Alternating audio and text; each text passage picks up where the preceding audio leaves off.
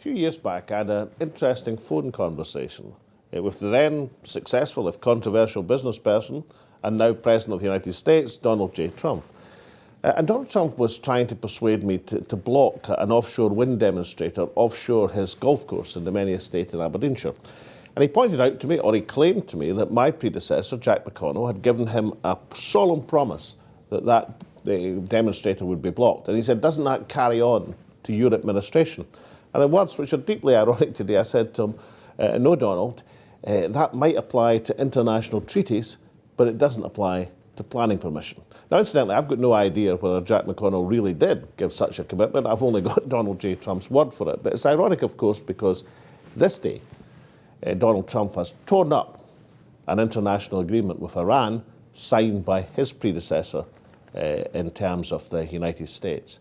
Now, that has huge implications for the credibility of the United States worldwide. I mean, if you're Supreme Leader Kim in North Korea seeing an international treaty torn up because somebody has changed their mind, because the president has changed, it's not going to give you much confidence in upcoming negotiations. But the other consequences are more serious and more immediate. Very few of us in the West know much about the history of Iran, even the recent history of Iran. I suppose there's some understanding it's a cradle of civilization. But how many people, for example, know that in 1953, a democratically elected, social democratic Prime Minister of Iran was overthrown in a coup instigated by British Petroleum, BP, and American oil companies who persuaded President Eisenhower and Prime Minister Churchill to overthrow the elected government of Iran because the Prime Minister had the audacity to want to have a share of oil revenues for the Iranian people. And the subsequent events, the totalitarian rule of the Shah and the overthrow in the Islamic Revolution in 1979 came directly from that disastrous intervention of 1953. How many people know that Iran and Iraq both lost hundreds of thousands of people in the war of the 1980s, a war which, according to Iran, with some justification, where Iraq was, and Saddam Hussein was supported and financed by the United States of America. That war overshadows Iranian politics today. So it's all the more remarkable that the present government of Iran, that is President Rouhani and Foreign Secretary Zarif, negotiated such a progressive deal with all of the Western powers to give up their nuclear capability in return for an easing of sanctions. What a precious, wonderful deal that was. And that is what is being torn up at the present moment. The consequences could be extraordinarily serious, not just for the credibility of the United States, but for the position of President Rouhani and Foreign Secretary Zarif. What is their credibility going to be like, which they have staked on improving the lot of the Iranian people?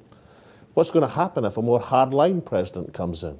If Iran reverts to a fundamentalist attitude towards religion and towards politics? What's that going to mean for peace and stability in the Middle East? Where does it leave the companies of the other five powers who signed the deal, who say they want to keep going ahead with it? What's going to happen to British companies, German companies, French companies, Russian companies, Chinese companies, if they are then subject to sanctions by the United States of America?